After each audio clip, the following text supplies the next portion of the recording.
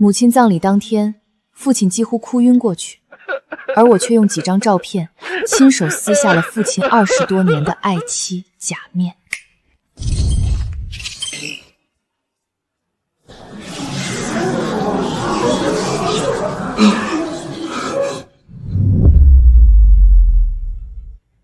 一切的崩塌是从5天前开始的。妈，对不起，我回来晚了。小姐，太太留了东西给您，就在书房暗格里，这是钥匙。我妈给我的。您去拿的时候，千万别让先生知道。我妈到底藏了什么？连我爸都要瞒。李妈在林家工作了10几年，不是多事的人。她这么做，说明这东西非常重要。之余，公司出了点急事，我得亲自去处理。今晚你先守着你妈。妈尸骨未寒，公司能有什么事比守灵还重要？一旦怀疑的种子种下，父亲的一举一动都写满了可疑。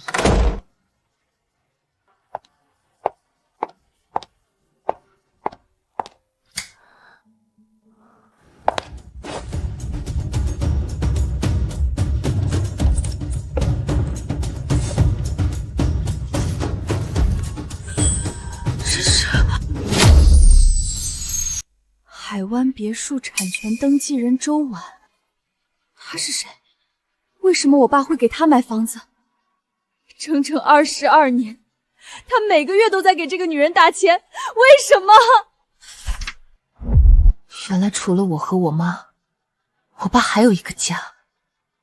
他今晚急着去处理的公司急事，就是去陪外面的女人和儿子。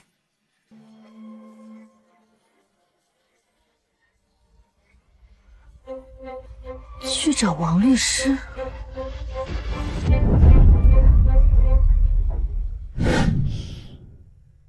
您好，王律师，我是沈云芝的女儿林之瑜。我母亲留下的这些东西，您应该清楚内情。沈女士生前委托我调查林建国先生的婚外情，这些是我帮她收集的证据。既然证据确凿，我妈为什么没有起诉离婚？起诉书拟好的第2天，沈女士便突发脑梗入院，随后我就彻底联系不上她。第2天，巧，太巧。王律师，我正式委托您继续调查我父亲的婚外情和这20几年的资产流向。另外再加一件事。您说。我母亲的死因。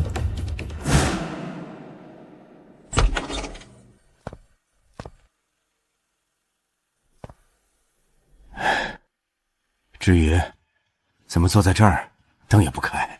妈以前每天晚上这个点都会坐在这儿等您回家。至于爸知道你难受，你妈走得急，爸也难受。我到现在夜里都闭不上眼，一闭眼都是她。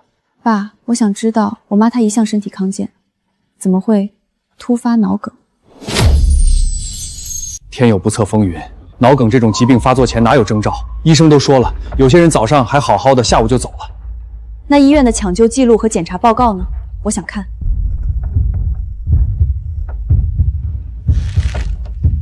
都烧了。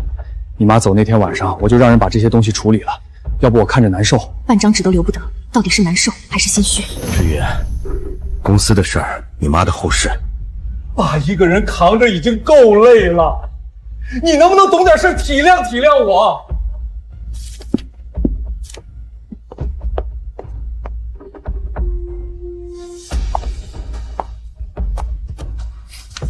这是妈去世的前1天。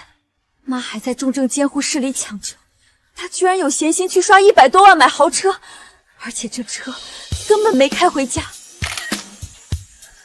查一下这张单子，提车人是谁，越快越好。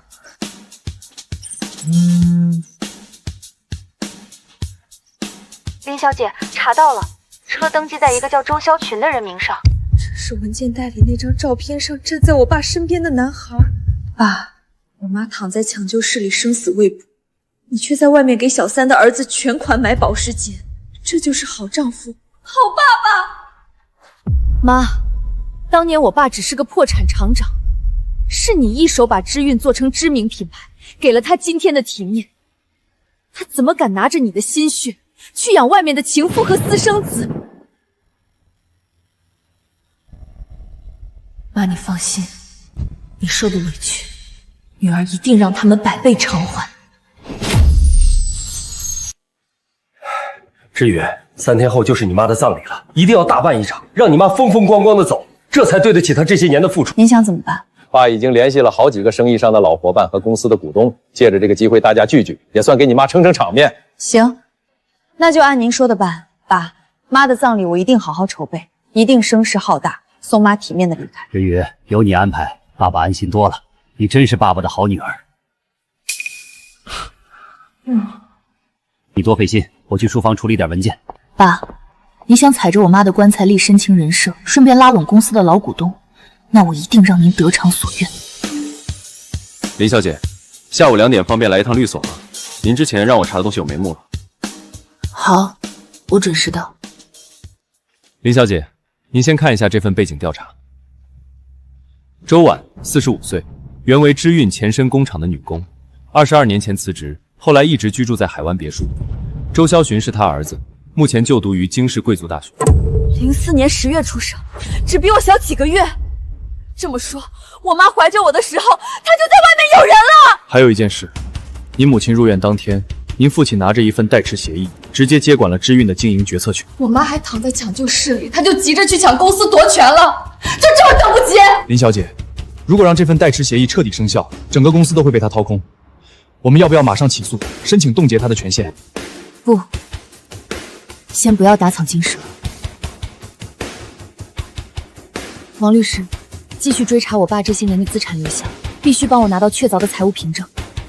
我要用能钉死他的铁证，在葬礼那天，当着所有人的面替我妈讨回公道。志宇，快来，爸给你介绍一下，这是周婉，周阿姨，你妈生前最好的朋友。周阿姨怕你一个人办不好葬礼，特意来帮忙。母亲去世才3天，爸，你就迫不及待带着小三登堂入室了？你这孩子胡说什么？志宇啊，我知道你这几天累坏了，葬礼的流程我都帮你爸理好了，宴席的规格我也定了你妈生前喜欢的，你只管歇着就行。你还真是贴心，不过我怎么不知道我妈有你这样的保姆朋友？至于我只是看你爸太辛苦，想好心帮帮你。如果你这么不欢迎我，我现在走就是了。志宇，怎么说话呢？周阿姨好心来帮忙，你张口就伤人，教养去哪儿了？非要在家里闹得鸡犬不宁，让你妈走得不安是吗？我的教养是留给人的，我妈的葬礼我自己会办，谁要是敢插手，别怪我不客气。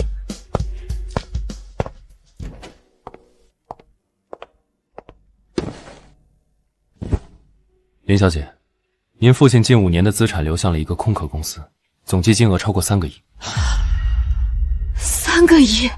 他在5年前用周潇寻的名义注册了维忍商贸，然后利用职务之便把知韵的核心客户和供应商低价转移到了新公司，这会彻底掏空您母亲的公司。5年前，他这么早就已经在算计我妈的心血了。还有一件事，这是我托人查到的海外物流和购买单据，购买人是周婉，购买时间是您母亲入院前1个月。这是一种神经类药物，长期微量服用会引发突发性脑梗，而且极难在常规体检中查出。他给我妈用了这种药。林小姐，没有直接证据，单靠买药凭证还没法下定论，但我建议您心里有个准备。我爸3年前就开始掏空公司，他的情妇1个月前买了易发脑梗的药，我妈突发疾病，病历当天被烧，人不到3天就死了。王律师，继续查，查清楚葬礼那天，我一定要让他们血债血偿。建国，这几天你辛苦了，我特意给你炖了山药排骨汤，养养胃。还是你贴心。妈的葬礼还没办，你就在我妈买的房子里和清寒情脉脉。爸，我妈在你心里到底算什么？志宇，你也来一碗吧，趁热喝。爸，这道汤我妈以前总做给你喝，你还记得吗？你妈做的，我当然记得。是吗？我以为您喝了周阿姨的汤，就把妈忘到九云歪了。至于你要是觉得碍眼，阿姨以后再也不做了。林之宇，你够了！周阿姨是来帮忙的，不是来受你气的。我没有请她来帮忙，我妈才刚走，她一个外人就以女主人的姿态登堂入室。爸，你是想让所有人都笑话我们林家吗？行了，我不想跟你吵。虽然你妈葬礼还没办，但公司几笔大账目急着清算，你把这份股权继承文件签了吧。狐狸尾巴终于露出来了，爸，你这是怕夜长梦多，想趁着葬礼前彻底吞掉我妈的心血。志宇，如今公司账户被冻结，得走完继承程序，让知运运转起来。志宇，这也是为了你妈的公司好，你随便看一眼签个字也不费什么事儿啊。我妈的公司分股权，你一个外人在这急什么？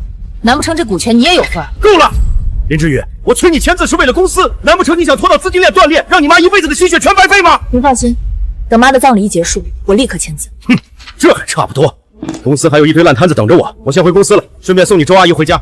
林建国，既然你如此凉薄，我也不必再心慈手软。我现在有25%的股份，只要再拿到舅舅手里那26%的初创股权，知运就轮不到你做主。喂，舅舅，我是知瑜，明天有空吗？我想见见您。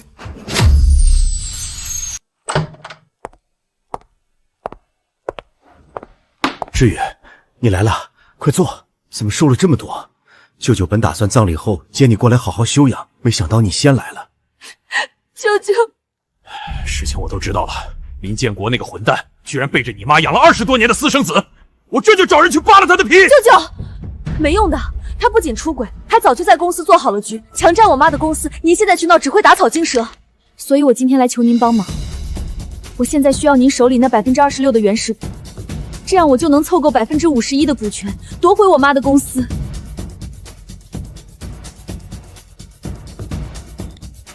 小李，进来一下。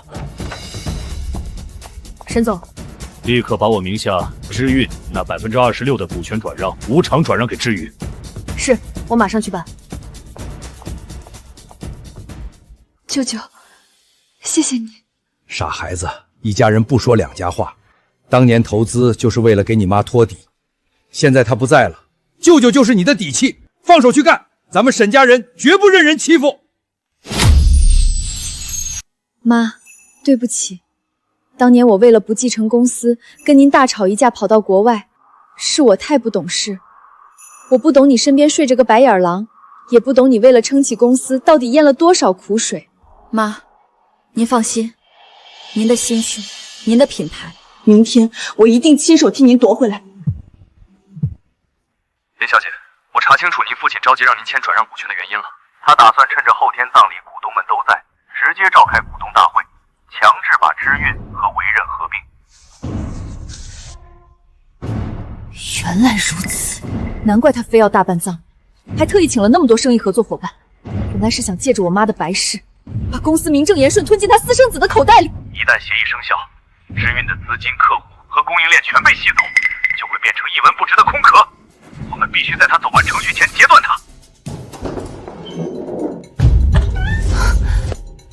志宇啊，葬礼家属席位你多加2把椅子。周阿姨这几天忙前忙后，理应让她和她儿子萧群做手牌。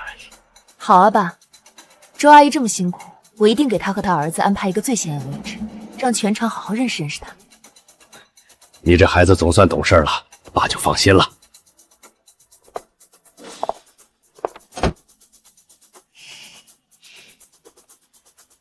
能让我爸一击毙命的证据都全了吗？购房合同、22年转账流水、周潇群的出生证明，外加他只转移资产的财务铁证都已准备完毕。很好，他不是很要面子吗？那我就在葬礼那天当众撕下他的伪善面具。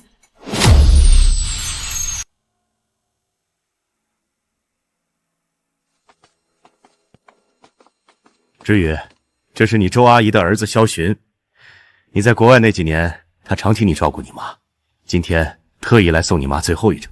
林小姐，节哀。让小三和私生子来悼念我妈，爸，你怎么有脸干出这种事？不过既然你们一家3口都到齐了，今天正好一网打尽。欢迎，真是难为你们母子，特意来送我妈。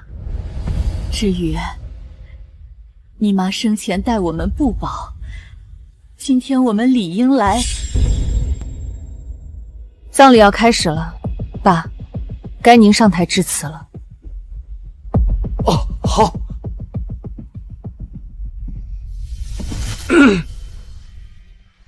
各位，很感谢大家来参加爱妻的葬礼。我跟韵之结婚23年，没红过脸，没吵过架，他现在走得太突然了，我到现在都不敢相信。林总和夫人真是伉俪情深啊！你看林总哭成那样，这哪装得出来？可不是嘛，林总身家都过亿了，还能对发妻死心塌地，咱们圈里找不出第二个。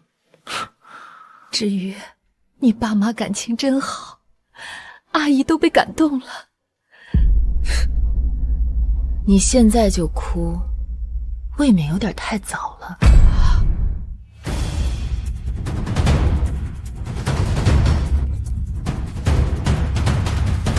爸，你的深情人设演的可真精彩。不过，现在到我了。感谢各位来送我母亲最后一程。整理遗物时，我发现我妈给我爸留了一份礼物。既然今天是他的大日子，我想他一定希望这份心意当众送达。志宇，别胡闹，葬礼没这个流程。爸，您刚才哭得那么伤心，怎么现在连看一眼我妈的遗物都不愿意？你到底要放什么？开始吧。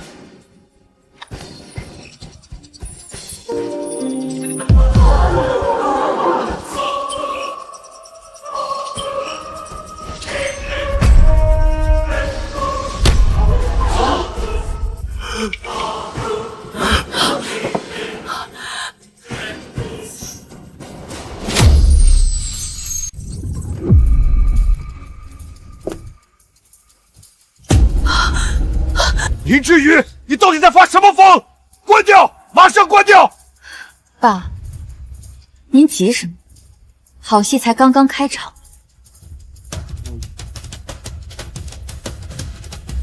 林太太这才刚走，林总居然在外面早就金屋藏娇了，平时装的深情原来全是假的。胡扯，那是合成照片，有人要害我。照片是合成的，好，那这张呢？也是合成的。林志宇，你疯了吗？居然伪造证据，勾结外人害你亲爹！合同上的签字是您亲手写的吧？要不要我现在拿原件，请台下的公证员当场比？那合同是真的，那是海湾半岛的独栋别墅，20年前就得2000万，我当年去办过那里的手续。林小姐，你误会了，那别墅是你爸借给我住的。我当年一个单亲妈妈带着萧寻在海城举目无亲，实在没有去处。一借就是22年，还借了一栋2000万的别墅。周阿姨，您这军期比你儿子的年龄都长。林志宇，你少无理取闹！周阿姨是你妈生前的好友，借房子的事儿，你妈一直都知道的。我妈知道？你怎么有脸在我妈葬礼上说出来这种话？我妈跟你结婚23年，你就在外面偷偷养了另一个家22年，现在她刚闭眼，你迫不及待带着私生子和小三来砸她的葬礼，居然还敢口口声声说她知情。我是你老子，想败坏林氏的名声，对你有什么好处？既然敢做，还怕人说？爸，你戴了20多年的深情好丈夫面具，今天也是时候撕下来。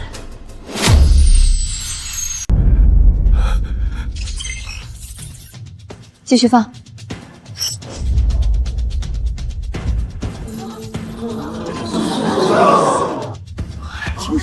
每个月固定转账10万，整整22年一天都没断过，这哪是帮衬，这是按月发工资养情人呐！那是我们林氏集团帮扶困难老员工的专项基金补贴，公司财务账面上每一笔都有正规记录。专项补贴？爸，您撒谎前不先打个草稿吗？这些钱走的全部是您的私人银行账户，公司账目上可从来没有过这笔支出。那是我用私人资金先垫付的，后来走公司账目报销了，财务部的人可以替我作证。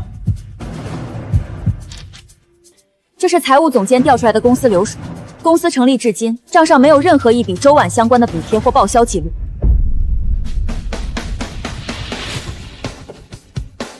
下一段，这是你带着小三的儿子买豪车的监控截图，时间是我妈去世前1天。林太太当时在抢救室里命悬一线，林总，你身为丈夫还有闲心去给这私生子买100万豪车，这还是人吗？林小姐，你真的误会了，那是建国1年前就答应给萧寻的生日礼物，是萧寻不懂事，非闹着要那天去提车，建国只是拗不过孩子。对，我当时根本不知道沈阿姨病得那么重，要是知道，我绝对不会缠着林叔父去买车的。他说他不知道，你也不知道吗？而且啊，爸爸，上百万的豪车说送就送。对呀，保时捷卡宴100多万呢。林总，这周萧寻莫不真是你的亲生儿子吧？胡说！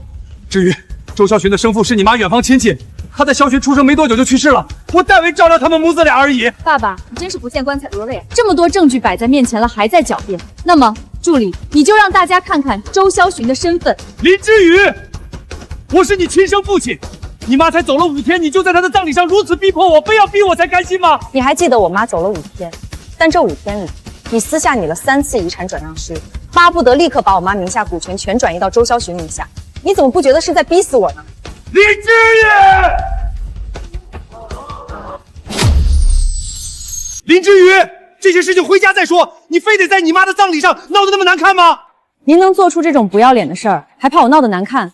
再说，我不得让我妈的生意伙伴看看你对我妈有多么深情。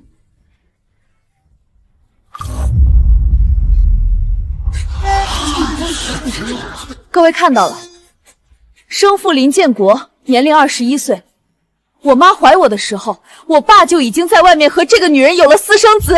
林总也太不是东西了，这么多年，林太太在外管理公司，在内为你生儿育女，而他竟然出轨那么多年。林之宇，你这个逆女，你是要毁了我呀！这些都是假的，都是你伪造的。这丑事被抖出，他必为保名誉地位，舍弃我们不认萧寻。我不能当弃子，那%之1股份必须归我儿子。建国，我无名无份跟了你22年，受尽白眼，我认了。可萧寻是你的亲骨肉啊，你今天怎么能为了名利，当着大家的面不认他呢？你胡说什么？这小三有点意思啊，眼看转正无望，直接现场逼宫了。盖着红公章的，林总自己死鸭子嘴硬罢了。还有一事，我妈半年前体检一切正常，可查到林建国出轨证据，准备起诉离婚时便突发脑梗。他刚走，病历和用药名单就被烧了。这么多巧合凑在一起，各位觉得正常吗？没有实质证据没关系，把线抛出来，让他们自己咬，咬得越狠，破绽越多。顺着这条线查下去，总有办法让真相水落纯出。刚查到出轨要离婚就脑梗，这里面绝对有惊天大案啊！依我看，这根本就是密谋。林总这是为了霸占林太太的公司，不择手段啊！胡说八道！脑梗是突发恶性疾病，医生都看了死亡证明，跟我没有任何关系。好，就算我妈的死是意外，那我们今天先算另一笔账。周潇寻的出生证明上为什么父亲一栏写着你的名字？那是周婉当年一个人在医院生孩子，必须有家属签字，我出于同情才签了名字。周婉毕竟是老员工家属。你刚才还说周婉是远方亲戚遗孀，这会儿又变成老员工家属了。爸爸，你嘴里到底哪句是真的？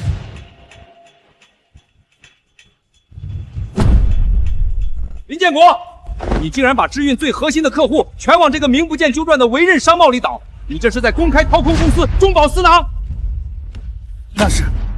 那是正常的业务调整，市场竞争，客户自己选的，经手人签的都是你的名字。那些客户是我自己联系，跟林叔叔没关系，维任的业务都是我一个人的事儿。不打自招，这小子自己承认了，维任商贸就是在对接并吞噬知运的客户资源。这小三母子俩胃口真大呀！你闭嘴！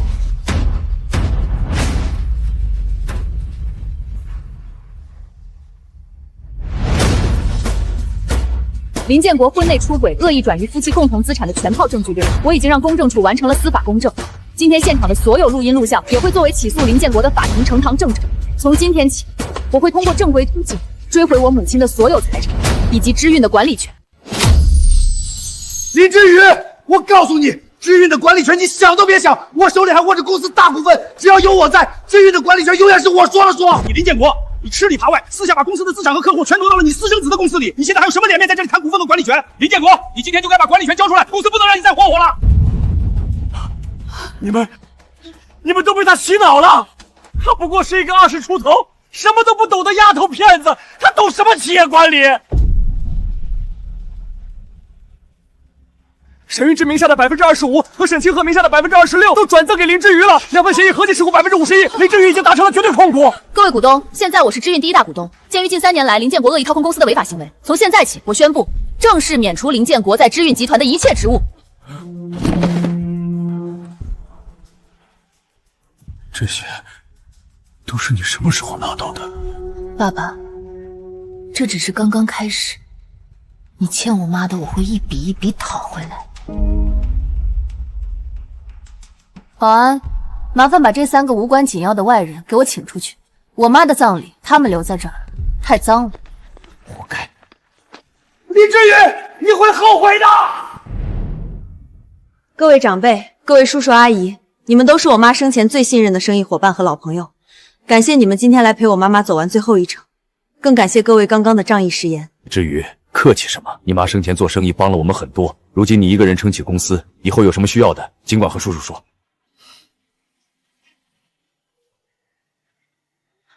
妈，您放心，公司我替您完好无缺的拿回来了。接下来那些害过您的人，一个都跑不掉。你今天疯了吗？谁让你自作聪明说那些话的？现在全海城的人都知道周潇寻是私生子了，我的名声全完了，你知不知道？我疯？你女儿连出生证明翻出来，就算我不说那句话，别人就不知道潇寻是你儿子了。林建国，你给我老老实实说实话，你女儿手里捏着的那些指控和证据，你到底能不能摆平？谁说摆不平了？我手里还有15%的股份，而且我在知运经营了整整20年，上上下下的管理层全是我的人脉。15%，你女儿51%，你那15%够干什么？人脉。今天在台上你怎么没人脉了？谁听你说话了？林建国，我没名没分的跟了你22年，可不是为了临到老了跟你这个废物一起去大街上喝西北风的。你想干什么？我名下这套海湾别墅和这些年陆陆续续转给我的几亿现金，你一分别想动。还有，你手里那15%股份立刻全转给萧寻。周婉，你胃口太大了，那些钱和别墅可全是我从知运公孙的公款里挪用出来的。一旦林志凡正式起诉查账，你以为你和儿子跑得掉吗？查到我头上，你要不要想想，是谁挪用公司公款的？是你自己。周婉，你本来不是这样的。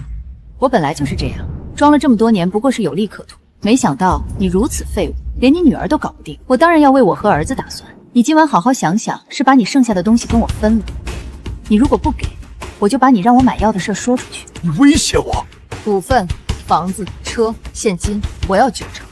你答应了，这桩买药害命的事，我这辈子烂在肚子里。你不答应，你后半辈子就等着在监狱里把牢底坐穿吧。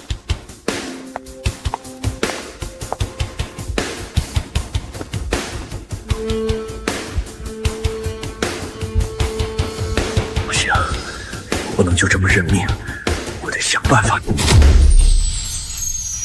林总，您婚内出轨转移财产证据完整，一旦林之宇正式起诉，法院大概率会认定您为婚姻过错方。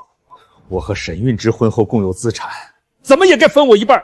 林之宇凭什么让我净身出户？婚后您持续私自划转夫妻共同财产赠与周婉母子，属于恶意转移婚内财产。保守估算，您能分到的婚内共同资产不足3成，甚至法院有权判决您少分不分。3成？周婉昨晚还逼我分割股份房产，林志士又步步紧逼，两头都要啃我。周婉那边手握您的把柄，林之宇又有完整证据链，眼下最优解就是主动找林之宇私下和解。如果谈判和解这条路走不通，有没有办法反制林之宇，让他拿不到知运控制权？除非能抓住林之宇损害公司利益的实锤，否则他手握51%绝对控款权，很难撼动。林小姐，根据我们财务审计排查，林建国陆续划穿给周婉、周潇寻母子名下的现金、海外信托、房产以及豪车，合计总额已经超过了3亿，均可追回。仅仅全数追回远远不够，我要让林建华彻彻底底一无所有，把他打回和我母亲结婚前的样子，这才是他该付出的代价。我这边整理完整起诉材料，尽快正式递交法院。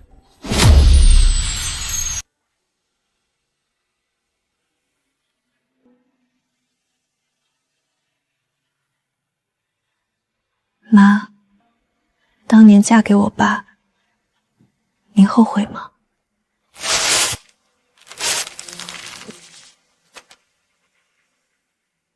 放心，我一定让他进去，在牢里给你赎罪。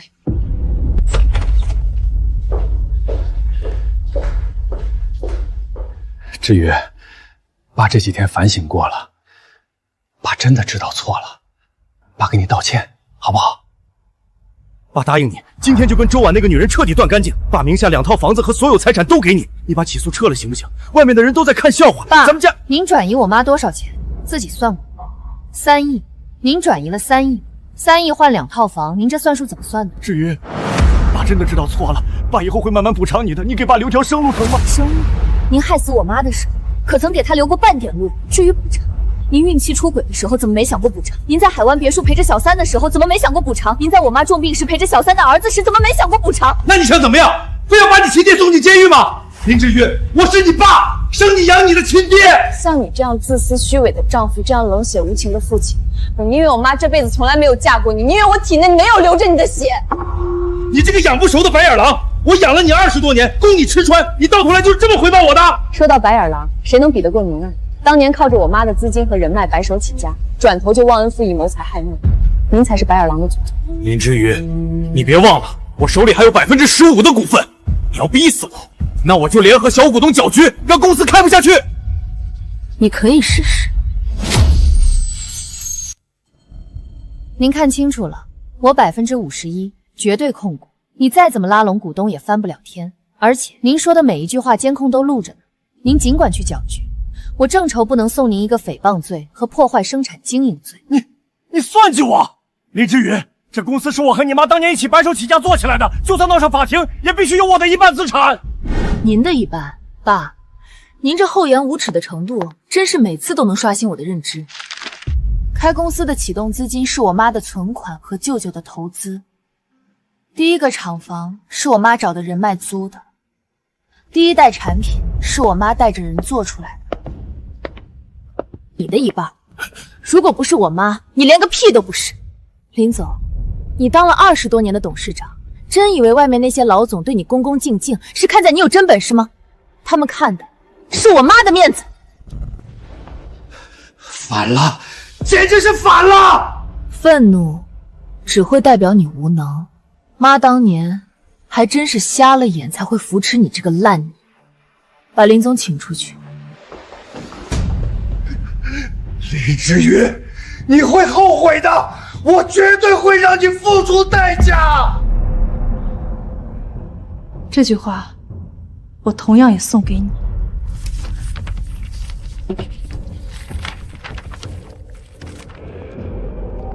王律师，帮我安排人24小时死死盯着林建国和周婉的动向，我感觉他们要狗急跳墙。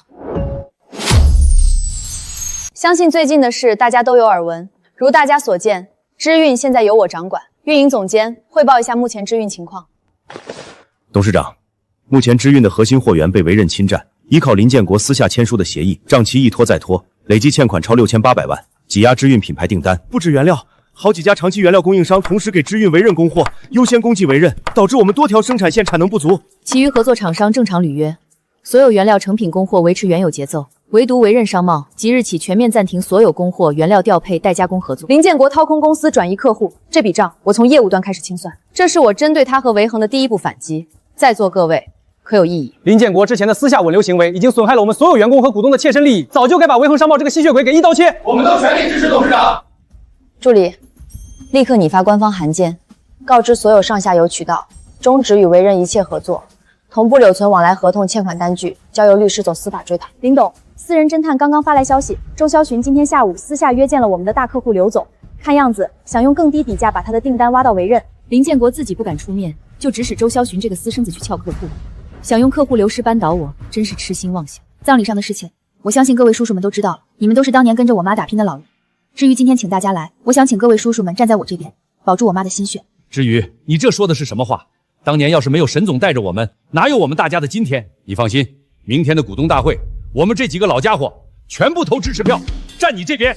那知雨就在这里谢过各位叔叔的仗义诉诸了，我敬你们一杯。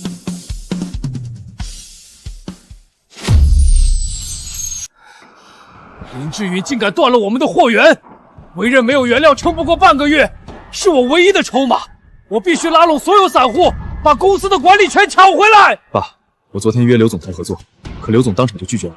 他说刘氏已经收到了知运发出的终止合作联合声明，没人敢在这个时候得罪林之运。明天股东大会上，我会拿出早年伪造的一份沈运之亲母签名创业出资证明，煽动那些不明真相的股东，我们就还有胜算。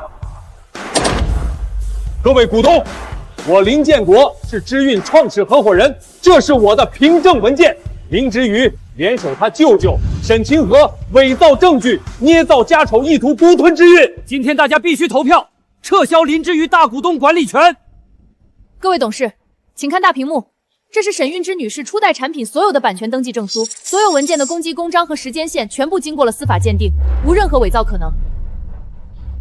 爸，你口口声声说自己是创始人，那么你的出资凭证呢？不如放给大家看看。就是拿出来让我们看看。20多年前我是第一批进去，当时不过是个在厂里偷懒的，第3年才参与管理。你那份所谓出资证明，公章位置都不对，分明是你自己伪造的。你们全都被林之瑜收买了。保安，进来，把这个扰乱股东大会秩序、伪造商业文件、恶意诽谤大股东的人给我请出去。林之瑜，我是你爸，你这么对我，一定会被人戳脊梁骨的。爸爸，你这副无能狂吠的样子真像一条狗啊！带下去。刚刚的插曲不会对我们知韵的业务造成任何影响。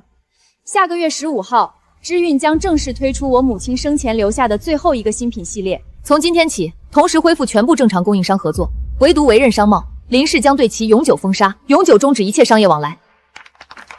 妈，属于您的公司我完好无损的抢回来了，接下来就该是算算您那条命的债了。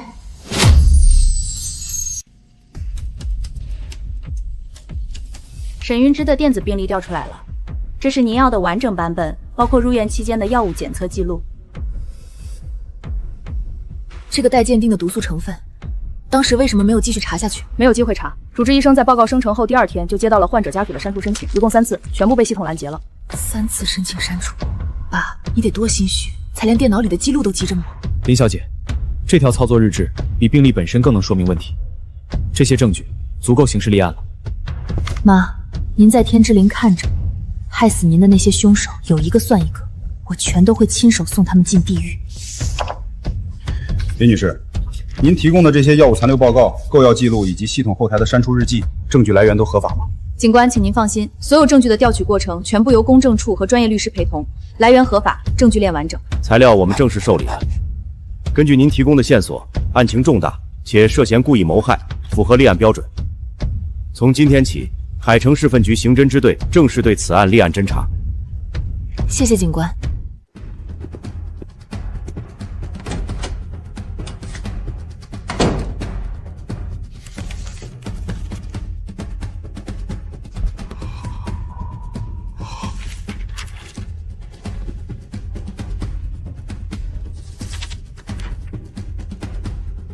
婚内财产分割案被告传票，还有故意杀人案刑事立案告知书。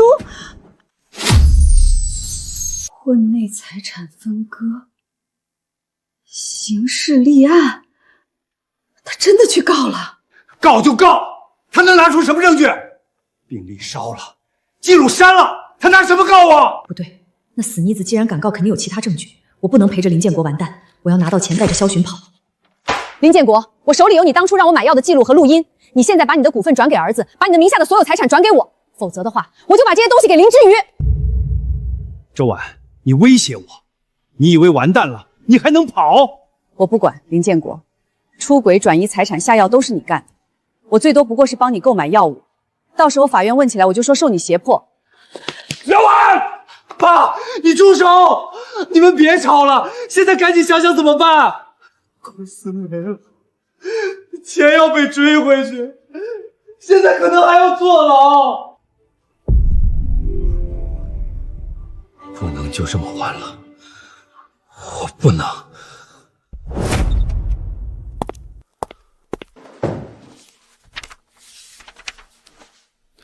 2条消息：第一，警方已经传唤当年沈女士的主治医生，核实电子病历删除记录。第二呢？维任商贸断供后，资金链彻底干裂，多笔外债逾期未还，供应商联合催款，银行那边也冻结了周转账户。查封维任全部库存和办公资产，你配合法院执行局，今天之内办好，拖1天他就多1天转移资产的时间。明白，法院那边我直接对接。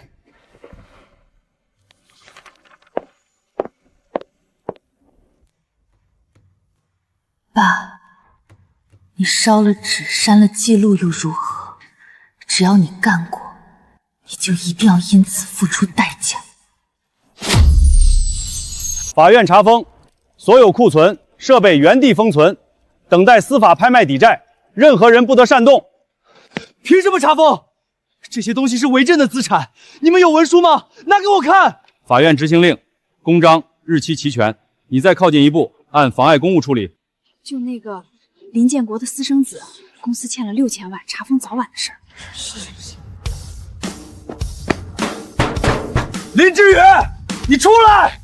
为任疯了，钱没了，你满意了？你出来给我说清楚，你凭什么赶尽杀绝？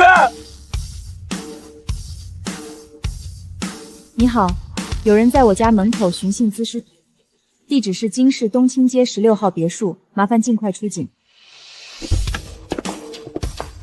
城主，身份证出示一下。你在这里闹什么？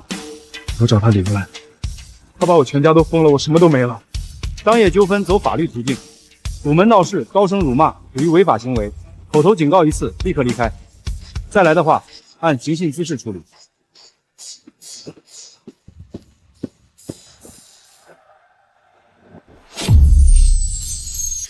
这份海外购药单捐登记人为你，该药物属于严格管控处方类药剂，你清楚采购用途吗？我只知晓一部分用途，是林建国托我代为采购，他说用来帮亲友调理神经，我当时没有多想，便帮忙下单。这类药物线下正规渠道无法采购，你额外加价20万购入，全过程完全没有疑虑吗？我确实不清楚完整使用方法，他只告知采购由我负责，后续事宜不用我过问。你刚刚陈述内容，我们会逐一核对记录。这段时间请保持本市内出行，后续有需要配合沟通的事项会提前联系你。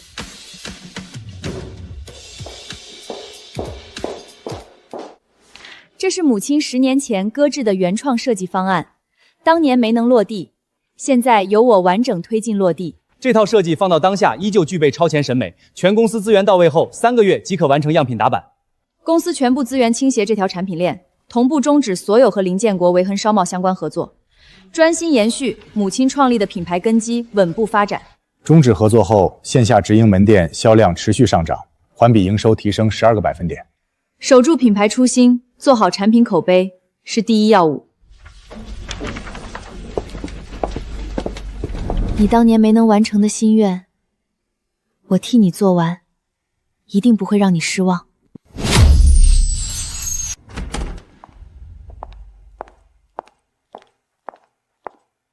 联系到当年知运工厂的退休老员工张姐，她愿意出面作证，而且她手里有林建国22年前就出轨的证据，想见您一面。那就约他明天在茶楼见吧。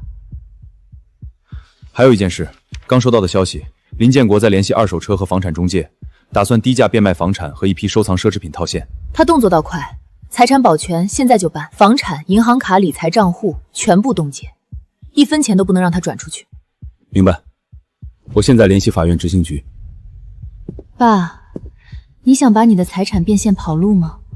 做梦！自己看，全部账户冻结，所有房产限制交易。资产全部冻结，林志宇他怎么知道？是不是你告诉他的？你神经病吧！资产冻结对我有什么好处？房子、车子、现金我都拿不到，现在我手上连肖寻学费的钱都取不出来。林之宇，他连最后一条路都要断，他真打算把我往绝路上逼呀！林建国啊，林建国，真不知道沈韵之她这样的女人是怎么看上你。毕竟像我这样的，都后悔跟了这么无能的你。如果火烧到我了，就别怪我把你供出来争取减刑。周婉，你打呀！你打完我保证录音笔明天就出现在警察局。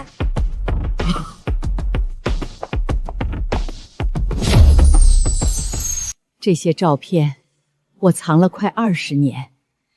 你妈当年创业的时候，周婉和林建国的事儿我都知道。那当年你为什么不告诉我吗？林建国威胁我，要是说出去，他就辞退我。我只是一个普通人，上有老下有小，我不能失去这份工作，是我对不起沈总。算了，都过去了。那现在呢，张姐？法庭上您愿意出庭作证吗？愿意。这些年我拿这些照片一直都在愧疚，我也想在法庭上做出一些弥补。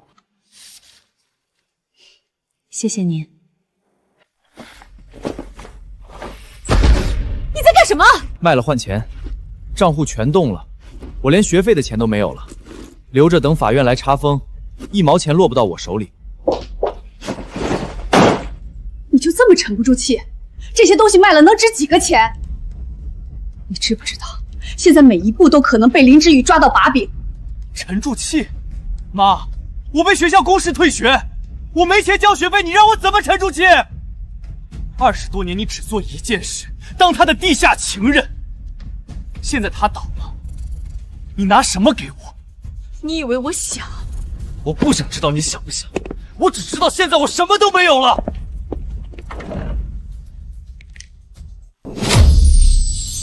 沈清河，我来跟你道歉。我知道我对不起韵诗，你给我一次机会，劝劝之余，让他撤诉，民事、刑事都撤了，我可以放弃股份，净身出户，什么都不要。你放屁！你靠谁起家的？你忘了？韵之拿存款开厂的时候你在哪儿？你靠他的钱、他的人脉站稳脚跟，转头在外面养了22年的情人。你现在说放弃股份，那些股份本来就不是你的。知道错了，你听我解释。保安，来我办公室一趟，把这位请出去。以后他再出现在公司，直接报警。别！我想韵之那么爱我，肯定不想。韵诗，当初怎么嫁给这种人？妈，22年的婚外情，3亿资产，买药、下药、烧病历，一样一样，我都在慢慢查清楚。林小姐，我知道现在说什么都晚了，我手里有完整的录音，林建国亲口承认让我买药，让我往你妈饮食里放的录音，我可以全部交给你。条件只有一个，你撤了对我的刑事指控，民事部分我都接受，钱、房子我都不要，我只求你别让我坐牢。你买药的时候，想没想过我妈会死？你把药摊进她饭里的时候，怎么没想过现在这个后果？录音是证据，法庭上该交就交，不交就是私藏证据，罪加一等。这个就看周阿姨你怎么选。但撤诉不可能，我不会私下跟凶手做任何交易。你就真的一点都不肯饶我？我饶了你，谁饶我妈？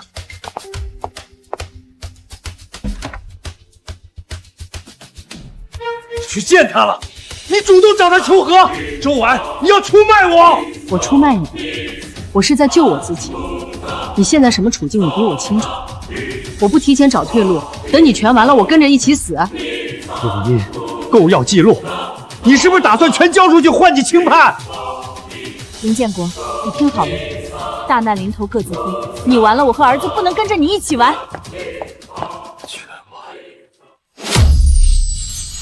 董事长，这是维珍商贸拖欠上游供应商的全部货款明细，合计6800万，所有债务归属林建国。法院财产保全冻结了他全部资产，名下没有任何可兑现的流动资金。银行那边也来通知了，林建国名下贷款全部逾期，银行已经启动起诉追评流程。6800万，加上银行的、股东的，他背了多少债？粗略估算，个人总负债已经超过2个亿。债务纠纷交给法院处理，公司的重心放在新品上。今天发布的是我母亲沈韵之女士10年前遗留的原创设计企划，经过团队重新打磨，即将正式上线。林总，您父亲林建国长达22年婚内出轨，被法院判决还3亿资产，这件事您怎么看？会影响公司形象吗？林建国所做的事全部进入司法程序，在此我不多做评价，一切由法律裁决。至于公司形象，知韵是知韵，他是他。我母亲打拼了半辈子的品牌，我会守好。今天聊的是新品，欢迎大家关注产品本身。董事长，新品预售订单暴涨，突破新高。妈，你的品牌，我会让它走得更远。张医生，沈韵之女士入院体检报告显示血液指标异常，药物残留鉴定写了待进一步确认。你当时有没有把异常情况告知家属？我说了，我跟林建国先生说过，你妻子的血液指标不太对，建议复查日常饮食和服用的药物。他当时说知道了，然后就没下文了。后来电子病历系统有3次删除申请，操作人关联的林建国，你知道吗？知道，我当时就觉得不对，正常家属不会反复去删病历，但我当时没有立场，就没申请。如果你们需要，我愿意签书面证词。我当时确实察觉到异常，也提醒过家属，但被压下来。现在回想我做的不够，请您确认内容，属实的话签字。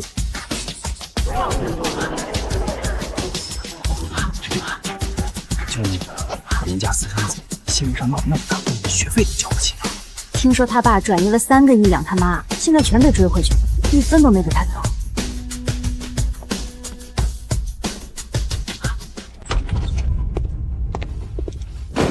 我被退学了，学费交不上，学校公示了我的名字。你们满意了？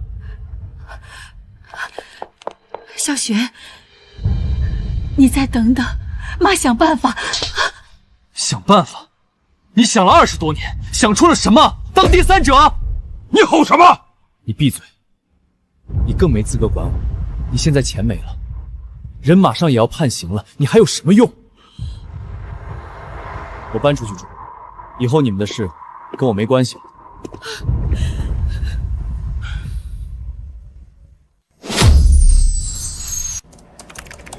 只要这些我伪造出的证据能拖住开庭，我就还有翻盘的机会。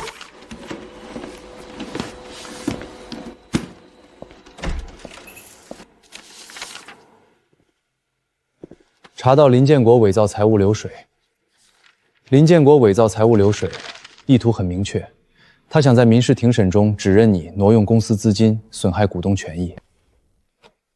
他真以为到了这一步，还能靠一份假账把我拉下水？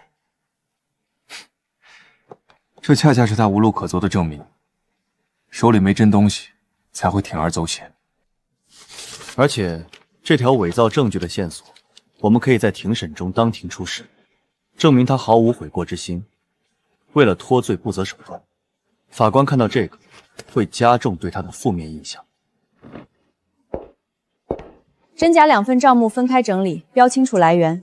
庭审的时候当庭放出来，让他自己看他编的有多拙劣。还有，告诉财务总监，原件保管好，复印件多备几份备用。明白。今天组织庭前调解，林建国、周婉2位对原告方的诉求有没有调解意向？有，我愿意调解。我名下两套房产，城东一套，城南一套，可以拿出来。法官，我也想调解，我愿意配合退还。法官，我方不接受调解。原告方，你的意思是直接进入庭审程序？是，诉讼请求已经写得很清楚，没有商量的余地。原告方明确拒绝调解，调解程序终止。本案将按法定程序排期开庭，双方回去准备庭审材料。非要把爸逼到绝路！你让我妈走绝路的时候，怎么没想到今天？调解？我没时间陪你演悔过戏。所有证据齐了，法院见。之余，爸跪下求你了，20多年养你这么大，你不能这么对爸呀！爸知道错了，你撤诉行不行？爸净身出户，什么都不要了。养了我22年，同时在外面养了另一个家22年。你今天跪的不是我，是想用舆论绑架我。就是他转移3亿养情人，现在来求女儿。这种人跪了也是白跪。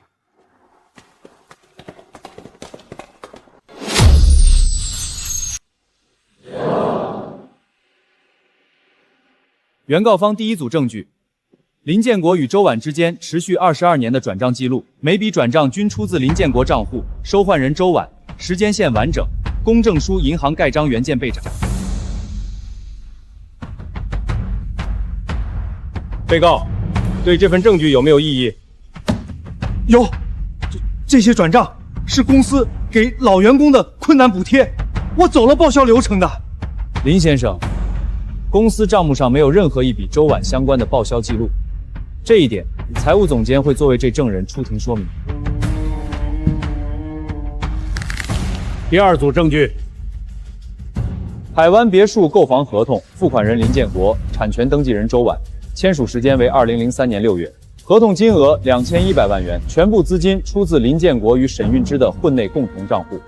我方认为，别墅和车辆均属林建国自愿赠与，周晚为善意接受方，不应纳入返还范围。双方争议焦点明确，本庭休庭15分钟，之后继续举证质证。原告方申请第一位证人出庭。证人宣誓，所言属实。请陈述你所知道的事实。22年前，沈总刚怀孕，林建国就经常和周婉在外面见面，我们工厂好几个人都见过，但没人敢告诉沈总。林建国说，谁要是说出去就开除。张姐，这是当年工厂同卷时拍的照片，你看一下是否属实。对，这是1999年工厂同卷，林建国和周婉站在角落，那天两人提前走了。被告有没有质证？这都是20多年前的事儿，谁能记得清？他信口开河。肃静，被告注意法庭纪律。原告方申请第二位证人出庭。我已经调阅公司近20年的全部账目，未查到任何给周婉的补贴、报销、劳务支出，所有涉及周婉的支出全部出自林建国个人账户。也就是说，林建国用夫妻共同财产养了另一个人22年。传周霄寻出庭。证人翻誓，所言如实。周霄寻，你与林建国是什么关系？他是我生父。你这些年依靠谁供养？林建国，学费、生活费、买车的钱都是他给的。你知道这些钱的来源吗？我知道，都是从知运集团转出来的。他跟我说过，公司以后都是我们的，所以不用客气。你胡说什么？我什么时候说过这话？林建国，坐下。再有一次打断陈述发言，本场按扰乱会场秩序处理。综合本场已核实的材料，22年持续转账记录、海湾别墅购房合同、相关人员陈述、财务总监账目核查，本场问询作出阶段性认定：林建国在婚姻存续期间长期与婚外异性保持不当关系。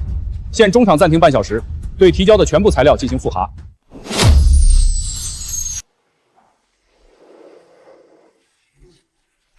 现在宣读本场讯问最终裁定：经核查确认，林建国在婚姻存续期间与周婉保持不正当关系长达22年，私自将夫妻共同财产以购房、转账、购车等形式赠与周婉，累计金额3亿0700万元。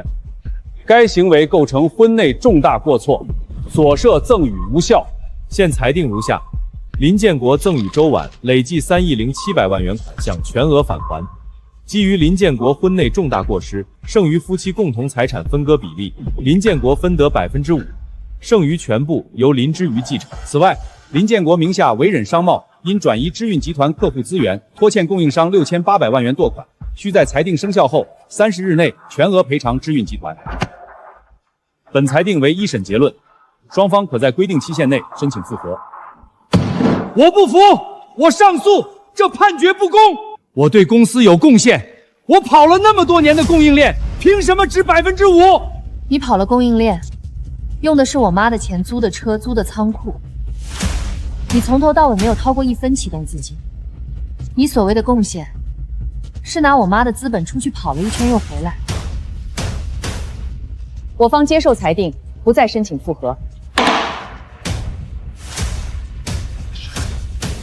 复核改判概率很低，但申请期限1周，他要拖我们也得赔。那就赔。通知财务，把20年的资金溯源记录全部梳理清楚，补齐存根和合同文件。2审要是打，就拿完整账目盯死他。1审判了，3亿要还，车子要还，房子也要还。但他那种人，只要还有一口气，就觉得自己能翻盘，那就2审见。财务那边已经开始梳理20年的完整资金溯源了，所有转账存支、合同原件、包括当年知运初创期的账目，全部归入复查阶段补充材料。财务那边加班在查，预计1周内能出第1版。另外，当年知运初创的账目原件找到80%，剩下2分可以通过交叉印证补上。二审什么时候排期？相关部门说，复核申请期1周，复核排期至少再往后推1个月。他要拖，就能拖一阵子。那就让他拖，他每拖1天，证据多整理1天。他越是想翻盘，最后越难看。账目整理好，标清楚来源，复核问询现场放出来，让他自己知道最后的挣扎有多可笑。明白，我会安排下去，尽快整理好账目。你要复核，我奉陪；你拖时间，我等得起，但结果不会变。复核的申诉理由是财产分割比例不公，主张自身对公司创业有贡献，但我们手里没有任何证据能支撑这个说法。没有吗？不可能！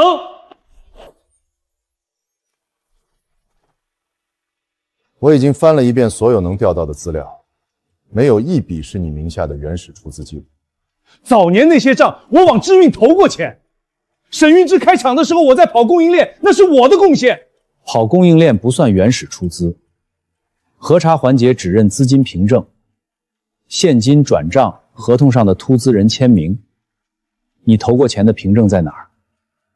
给我一个时间，一个金额。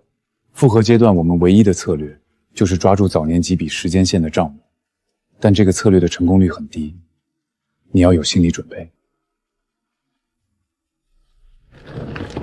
你去准备吧，复核问询再说。这笔1998年的转账，存基号是980312，对应的是当年第1笔厂房租金。待会儿你们去档案室把原始合同原件调出来。好，明白。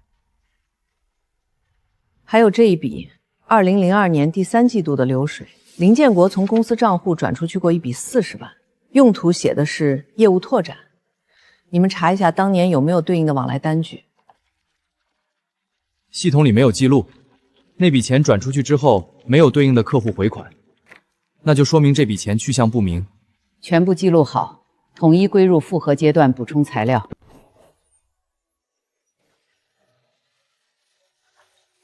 肖群，前头那桌客人点名要你出去端菜，快点，人家等着呢。老板，我在后厨忙，碗还没洗完。人家点名要你服务，说认识你，别磨蹭了，出来一下，耽误不了几分钟。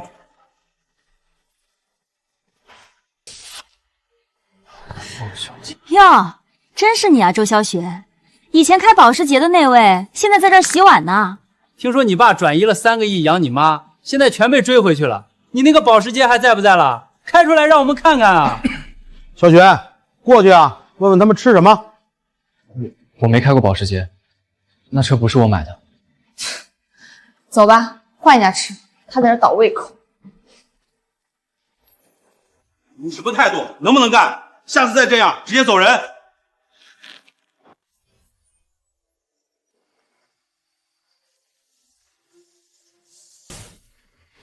这是知运初创前5年的原始账本，一直放在这儿没人动过。你要找哪一年的？从1996到2000年的都在这个盒子里。1999年的这笔林建国个人借款48000元，备注圈写的是填补个人开销。还有这一笔，同一年3万元，备注是借支。这些账你知道吗？当年是谁在管？知道，当年管财务的是老孙头，他退休前跟我说过这事儿。那时候林建国经常从厂里拿钱，说是应酬用，客户招待什么的，后来也没还。沈女士当年知道呢？沈女士知道，但从来没追究过，每次都是自己掏腰包补上去的。老孙头说他劝过沈总，说这样下去不行。沈女士只说了句算了，他是我丈夫。老孙头还在吗？能联系上不？在，退休了，住城西，身体还行。前几天还在小区门口下棋。你要找他，把地址给我，这份证词对复核阶段很重要，我明天就去一趟。被告方提交的这份单据能证明你早期向公司投入过资金？能。那是当年我找人凑的启动款，有收据存根，上面有经手人的签字。这上面没有公章，没有经手人签名，没有对应的银行流水佐证。你告诉我这是存根，你管这个叫证据？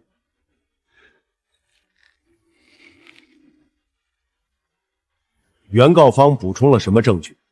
原告方补充：第一，知运初创期沈运之女士的个人存款记录及沈清河先生的出资凭证，证明启动资金全部来自沈家。第二，林建国早年多次挪用工厂资金填补个人开销的原始账目及证人证词。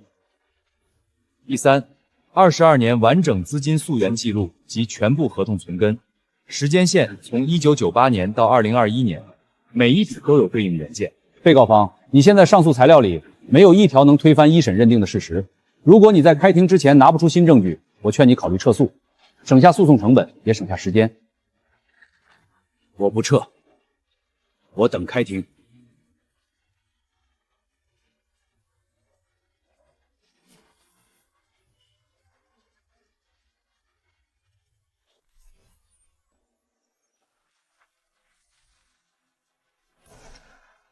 法官，我对知运有贡献，公司早期供应链是我跑的，业务是我拉回来的，财产分割应该重新核算，我投入了时间、人脉、精力，这些也是价值。你有什么新证据？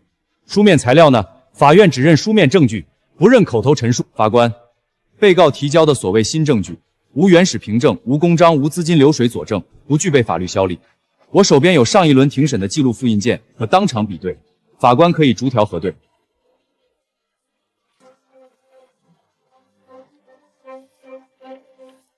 这份材料不具备法律效力，不构成新证据。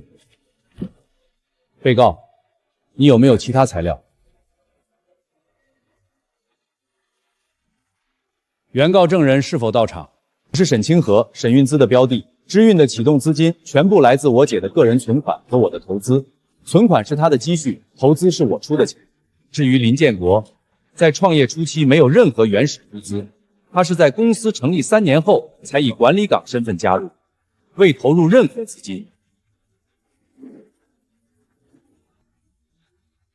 全部证据已呈堂，证人已作证完毕。本庭休庭15分钟，合议庭核对所有材料，稍后宣读终审裁定。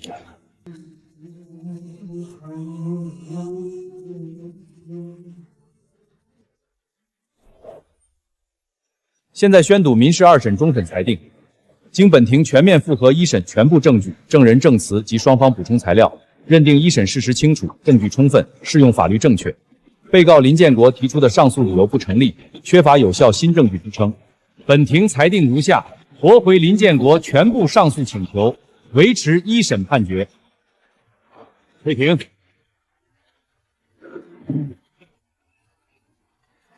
你这副垂死挣扎的样子可真好看啊！你可要承受得住啊，账还没有算完呢。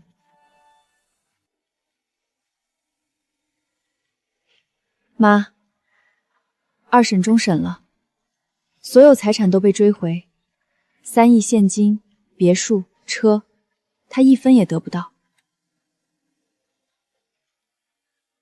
民事的部分到这里就结束了。剩下的，妈，你放心，刑事开庭的时候，我会把剩下的账算清楚。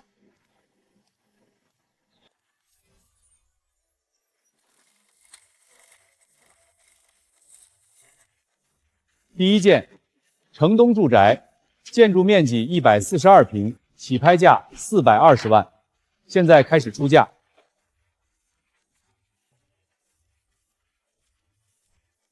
452万，第一次、第二次、第3次，恭喜这位先生，452万成交。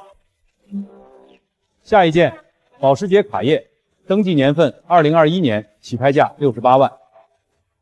所有拍卖所得统一划入知运集团对公账户，直接抵维恒商贸拖欠的货款。这批拍完，货款就能全部结清。今天开会第一件事，知运品牌产品线全面升级，重启全国线下实体店扩张计划。我母亲沈运之原创设计系列下个月正式上市。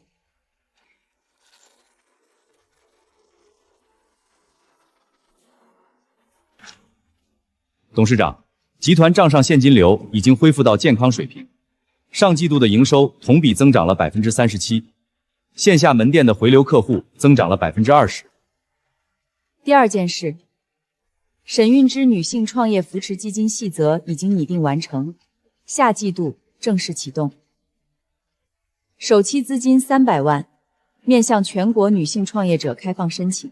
沈运之当年就爱帮人，厂里哪个女工家里出了事，她都惦记着。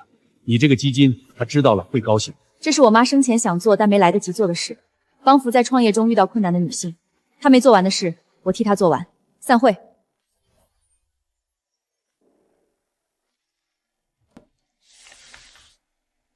过户手续办完了，海湾别墅现在是你名下，产证1个工作日后可以来取，也可以邮寄，你填一下地址。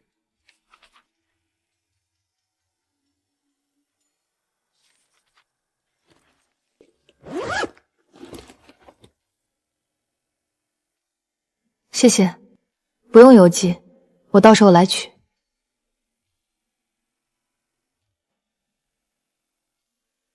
都搬空了，法院执行之前已经全部清走了。周晚上周来拿走了最后一批私人物品。按这个方案改，保留原有建筑结构，1楼做展厅，陈列我妈的创业手稿和初代产品；2楼做女性创业分享区，配投影和会议桌椅。工期2个月，能做完吗？能。施工队已经联系好了，下周进场。电路改造方案也出了，你要不要看一下？不用了，按你定的走，我能信你。妈，这栋别墅以后不是他养情人的地方了，是你的展厅。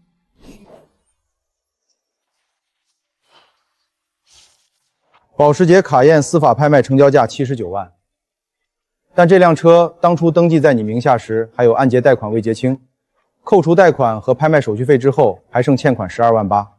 林建国呢？他买的车，他欠的钱，现在为什么来找我？林建国名下全部资产已经司法冻结并拍卖查债了，没有剩余。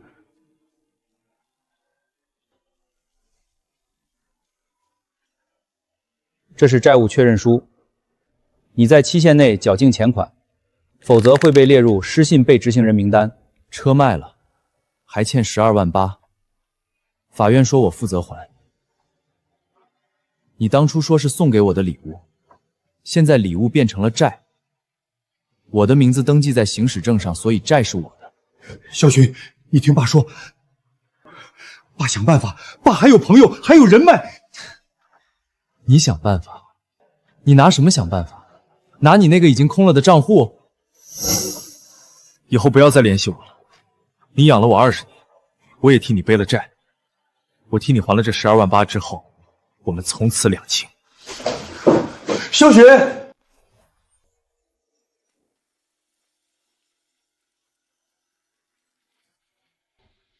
各位股东，议案内容大家已经看过了。林建国持有的15%股份，公司决定依法回购。有异议的请举手。好，全员通过。回购程序即日启动，3个月内完成。股份注销、工商变更、信息公布全部走完。妈，你的公司现在1毛钱都不在他手里。66%绝对控股。从今天起，他就是想闹，也翻不起浪了。董事会里连一个替他说话的人都不会有，全都站在你这边。月底召开基金成立发布会，沈运之女性创业扶持基金第一笔资金已经准备好了，资助对象主要面向制造业和设计行业的女性创业者。你要把当年你妈没来得及做的事儿都做了，一件不落。我妈想做的事儿我替她做，我妈受的委屈我替她讨回。刑事案件开庭之前，我要把公司扶上正轨，把所有的证据凑齐。你妈要是能看到今天，她该多高兴。她能看见。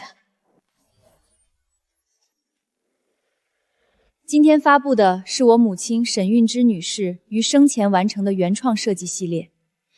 她做完这套设计之后，因为种种原因没能上市。现在，我替她完成。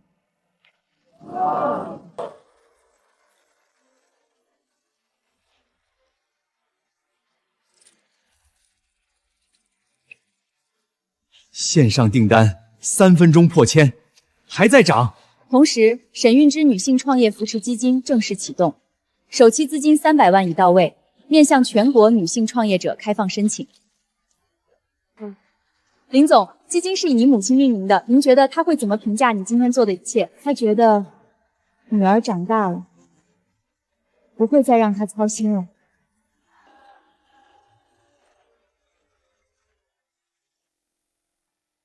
妈，新品卖了，基金启动了，您生前想做的事我替你做到了，您会为我骄傲的，对吧？您受的委屈，我也帮您清算一部分了。3亿追回来，别墅和车都过户了，股权回购也完成了。现在的他，和当初初遇您那样一无所有了。至于剩下那笔账，我会在法庭上替您算清楚。您等着，快了。从去年4月到今年6月，这条购买记录一共转了6笔，合计120万，收货地址全部指向同一个人。你卖给谁了？一个女的，姓周，她来过好几次，我不记得全名，但记得姓周。周婉？对，她来我店里好几趟，第一次来的时候拐弯抹角问有没有让人没精神查不出毛病的东西，我当时觉得不对，但她加价又是现金，我就……这是你跟他之间的转账记录，时间、金额以账户的收款信息都在这里，你自己认一下。是，每次都加了2、3成的价，他最后一次拿货多拿了1份，说后面可能不够用。看看有没有出入，没错的话签字按手印。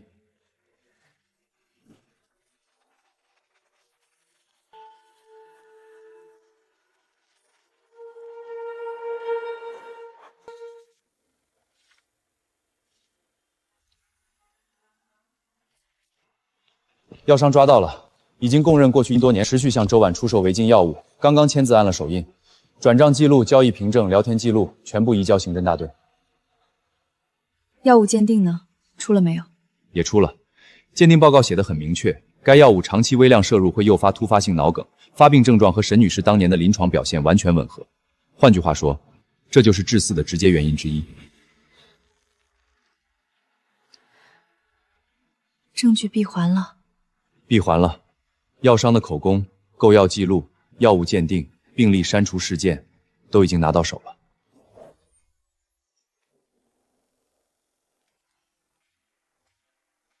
周婉跑了，凌晨3点在车库装车，后备箱塞了2个行李箱，监控拍到他往南走了，方向是高速。我联系刑侦大队，让他们布控高速路口，他跑不远。你以为跑出市就安全了？23年欠的账还没还完，你走不出这个市。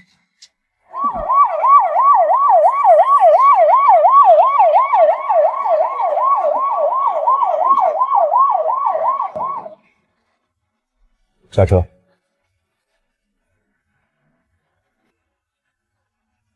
周婉，下车，你跑不了。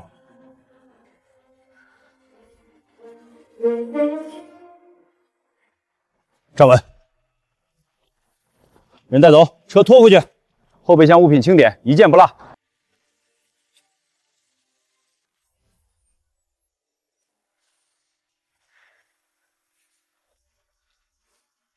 药商已经全招了，你从他手里买了6次药，每次都是现金交易，最后一次拿货是沈运之住院前20。药物鉴定报告也出了，长期服用会诱发突发性脑梗，发病症状和沈运之完全吻合。你现在说还来得及。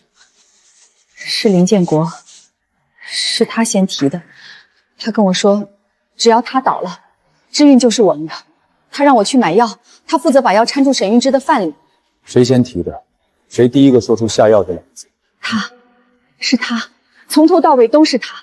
他定计划，他挑时间，他让我去买。我只是他的每一句话我都确认一下内容，没有异议就签字。证据线基本明确，申请逮捕林建国进行看押。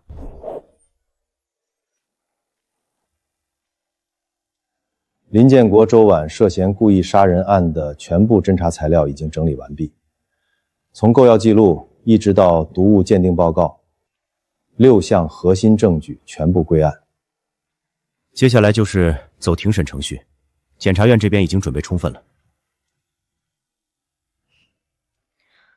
我想知道刑事附带民事赔偿的流程，需要准备什么材料，什么时间交？作为被害人家属，你有权提起刑事附带民事赔偿。你可以在庭审前提交书面诉求，不需要单得利益案，随刑事案卷一起走。死亡赔偿金加精神损害补刑，附加丧葬费及全部相关支出，票据和材料已经准备好了。你让律师帮你准备书面材料，开庭前提交即可。另外，刑事案卷已经全部闭环，开庭之后结果会很快出来，不会拖太久。谢谢，那我回去准备。死亡赔偿金等合计280万。我这边已经把票据和组证材料全部附上了，丧葬费票据、医院的最后结算单都有了。现在交还是开庭前交？开庭前3天交就可以，时间上完全来得及。你帮我再过一遍金额，不要有任何数字错误。我不想在法庭上因为数字问题被对方揪住。放心，我今晚再核对一遍。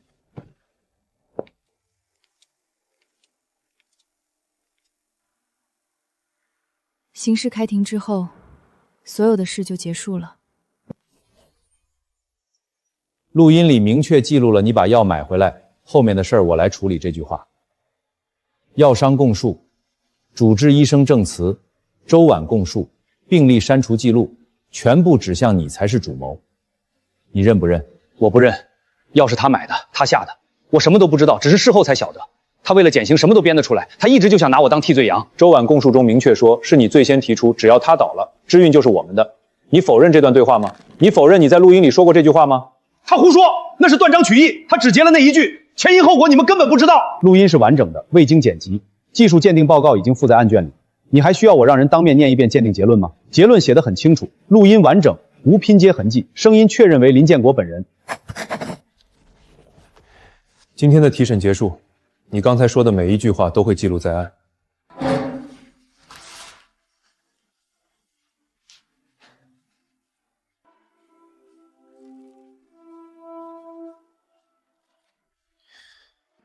检察院刚出的初步认定，林建国是故意杀人共同犯罪的主谋，周婉属于从犯，量刑会区分轻重，主犯从重，从犯有坦白立功情节的可酌情从轻。怎么区分？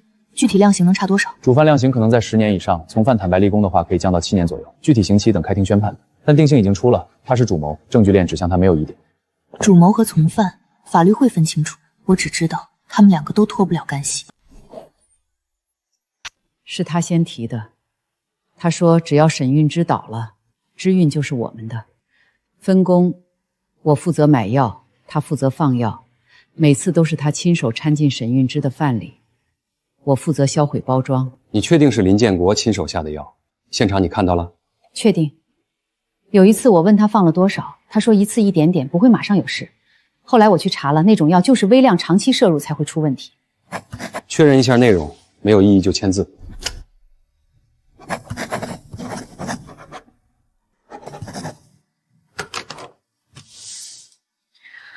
我知道，我做错了，我愿意认，该判多少我受着。周婉手写了悔过书，主动白全部细节，指认林建国是主谋，还补充了一些之前审讯中没有提到的细节。检察院认定他有坦白立功情节，量刑可以从轻。我不会出具谅解书。明白。他的从轻情节只源于主动配合调查，不代表我们可以原谅他。法庭会依法判决，我们不需要额外表态。他认了错，那是他和法律的事。我和我妈不原谅，但这不影响法官怎么判。法律给他的我接受，法律不给的我也不追。你听我说，所有证据都闭环了。人证、物证、录音、口供，你翻不了的。昨天监察院的初步认定也出了，定性你是主谋，现在唯一能做的就是认罪认罚，争取从轻。法官看到认罪态度好，刑期可能少1、2年，这是你最后的机会。我不认，我没有下药，我没有策划，周婉一个人干的，他陷害我。那个录音断章取义，他想整死我。录音是完整的，技术鉴定报告你已经看过了。如果你坚持不认，法官的量刑只会更重。你自己想清楚，你还有没有别的选择？这是我最后一次劝你，所有证据原纲皆已提交，就等开庭判定。起诉书已递交法院，林建国涉嫌故意杀人罪、职务侵占罪，周婉涉嫌故意杀人罪。开庭时间确定后，第一时间通知被害人家属。林小姐，我知道我不该来，但我真的没办法了，我试过所有办法了。我妈她不是主谋，她知道她做错了，你能不能出个谅解书，不用全免刑，就轻一点。我以后真的不会再来了，我明天就走。他亲手把药买回来，他不是亲自下手的人，但他是递刀的人，有区别。我不会出谅解书，但法院会根据他的坦白立功情节依法从轻，那是法律的事儿，不是我个人的事儿。你求我没有用。从今天起，我和这些事情再也没有关系了。我要开始新的人生。你们对药商的供述有异议吗？药商是立案前主动配合调查的，全程录音录像。你说的时间延误大约3个月，不影响供述内容，因为药商本人留存了完整交易记录，记录时间和口供时间吻合，异议驳回。本案社会关注度高，涉及婚外情、慢性投毒、企业侵占多重情节，全程公开开庭，允许媒体和群众旁听，庭审录像完整留存。今天的会议确定了全部举证流程，各方的出庭证人名单也核对完毕，没有其他问题了。所有证据都过关了，他找不出漏洞。那就等开庭，该准备的都准备了。你打算在被害人陈述环节读几段，还是全部念完？2、3段就够了。我妈写的东西比我说的话更有分量，我只是替我妈把想说的话在法庭上说一遍。我妈的字比我的声音更有力。妈妈，开庭那天我会替你把受到的委屈告诉所有人，一件不落。上午刚收到的，林建国写的，按程序转交。这几天写了好几封了，前面几封都没送出去。看守所转交来的，林建国写的，按规定要先过你的手，你有权拆也可以不拆。交给检察官作为证据留存，我不拆。不管他写了什么，都跟我没有关系了。他现在写什么都是为了自己。好，我明天送过去。明天开庭，他写什么都没用了，该判的已经定了。明天开庭，全部的账我替你在法庭上算清楚，买药的人、下药的人，一个都跑不掉。妈，你看着，公道我会替你拿回来。第一组证据，管制药物购买转账记录。周婉在15个月内分6次向同一药商购买违禁药物，累计支付120万元。第二组证据，药商亲笔证词，药商供述周婉每次都是加价购买，最后一次拿货时间为沈运之入院前20天，当天周婉多拿了一份，说后面可能不够用。第三组，医院完整电子病奥及操作日办，林建国在沈运之住院期间3次申请删除药物备注记录，全部被系统驳回。操作账号、时间、IP 地址完整可查。第四组，药物专业鉴定报告，报告证明该药物长期微量摄入会诱发突发性脑梗，发病症状包括突发熏结、易食安抚毒，与沈运书临床表现完全吻合。林建国为独占沈运之创立的知运集团，与周婉合谋慢性投毒，利用脑梗掩盖谋杀，主观恶性极大，手段隐蔽，请求法庭对主犯林建国从重判处。传第一位证人。沈运之入院后，体检报告显示血液指标异常，肝功率、凝血功能的数值偏离正常范围。我曾多次提醒林建国复查日常饮食，建议停用所有外源性药物。后来电子病历系统里出现了3次删除申请，操作人关联的是他的账号。我那时就觉得不对劲，但没有实质证据，没办法深究。证词已记录，请离席。传第二位证人。周婉第一次来我店里问的是有没有让人没精神还查不出来的东西，我当时就觉得有问题，但他加价又是现金。你总共卖给周婉几次药？我从那之后一共卖给他6次药，前5次都是他一个人来，最后一次他来拿货时说后面可能不够用，多拿了一份。证词记录完毕，请离席。2名证人证词相互印证，证据链完整。继续开庭，传被告人周婉。周婉，你需要对全部指控作出供述。你可以保持沉默，但你的每一句话都会记录在案。法官，下毒的事儿是他策划的，我只是负责买药，是他主谋。我今天是主动提交证据，请求从轻处理。他胡说，他诬陷我，他为了减刑编故事，他一直都在算计我。法警，控制被告。我买了药交给林建国，他差不多放了半年。证词记录完毕，滚回被告席。现证人陈述完毕，休庭15分钟，合议庭核查证人证词。现在进入被害人家属陈述环节，请原告方林之瑜发言，时间不限，你可以完整陈述。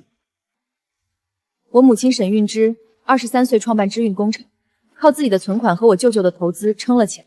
我妈25岁结婚，28岁怀我的时候，林建国已经在外面有了另一个女人。那一年是1999年，工厂刚起步，她一个人在车间里待产，脚肿了还在踩缝纫机。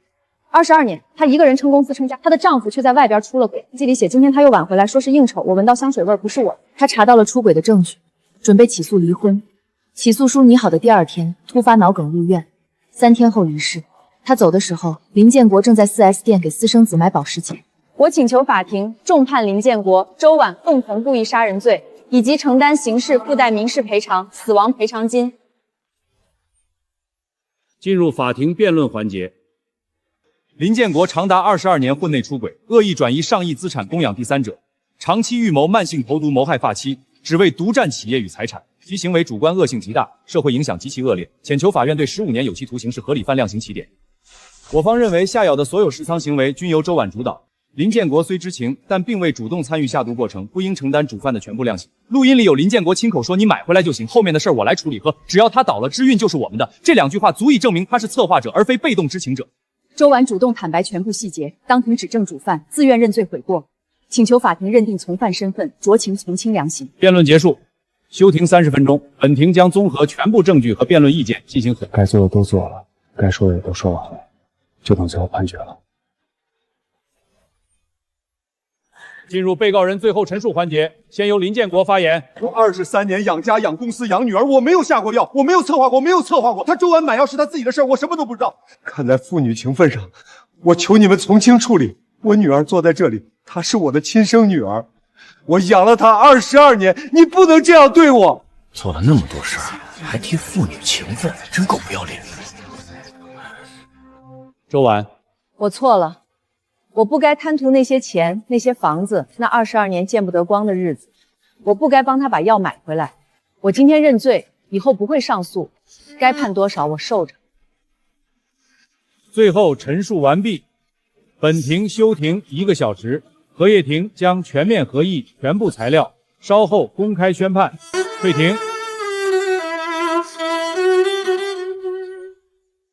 现在宣读刑事一审判决。经本庭审理查明，林建为独占沈韵之创制之集团与周婉合谋，长期向沈韵之日常饮食中投放管制类神经药物，致其突发脑梗于3日内死亡。该行为构成故意杀人罪。量刑如下：林建国犯故意杀人罪、职务侵占罪，数罪并罚。综合考虑其认罪态度、犯罪持续时间、社会危害程度，判处有期徒刑15年。周婉犯故意杀人罪，作为从犯，具备坦白、当庭指证主犯的立功情节，判处有期徒刑7年，刑事附带民事赔偿280万元，从林建国司法该卖资产中划拨，足额支付林之瑜。本判决为一审判决，双方可在法定期限内提起上诉。退庭。我不服，我要上诉！15年太重了，周婉在陷害我们，早就计划好了，我不服。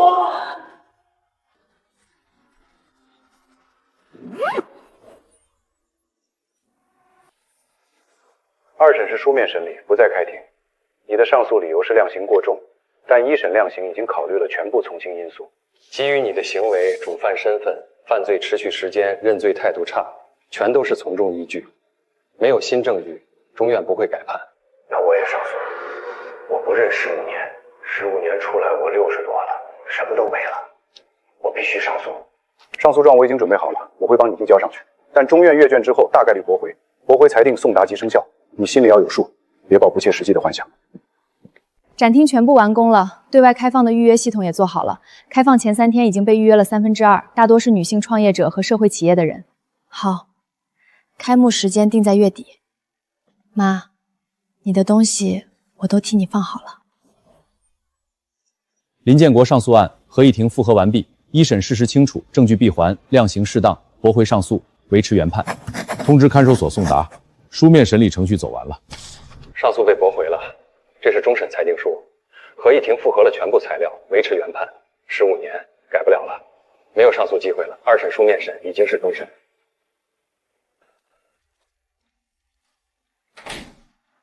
终审了，15年，改不了了。他上诉驳回了，周婉7年，复判，全部结束了。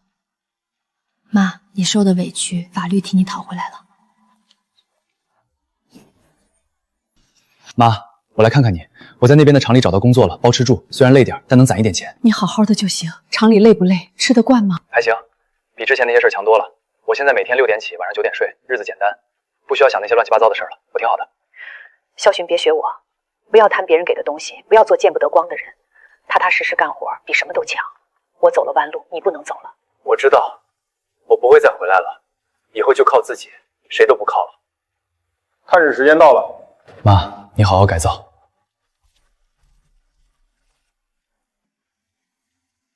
怎么了？看这么久？没事儿，就是觉得这个人不容易。妈，你的东西很多人来看见了。今年知运经历了很多事，但站在这里的人都知道，这家公司从根上没有垮过，因为它的创始人叫沈运之。接下来让林之宇上台说2句。我母亲沈运之创办知运的时候，只有1台缝纫机和3张订单。今天知运有300家门店，上千名员工，一个以他名字命名的创业基金。我妈生前没有做到的，我替她做到。将来我也会带着她的品牌，在这个行业里继续前进。我也希望能够联手在场所有股东和员工，把知运做大做强。谢谢大家。从葬礼那天开始到今天，把所有的事都走完了，公司、资产、法庭、公道，现在只剩下好好往前走。知宇，你来了，爸知道你恨爸，爸认了。你能不能签个字？减刑的申请需要家属。今天是来告诉你，民事追职、暂支判全部走完。你欠我妈的钱，法院替你判了还；你欠她的命，法律替你判了赎。我们之间所有的事儿都清了。你写的信我一封也没拆过，迟来的悔过有什么意义呢？你好好在牢里为我妈赎罪吧，以后我不会再来了，你好自为之。妈，一切都结束了，从今天起，我们跟她没有任何关系了，往后的人生是我自己的。知运公司上市流程已全部通过，只等召开新闻发布会宣布。好的，你下去安排吧。妈，我会继续往前走，带着你的名字和你的公司。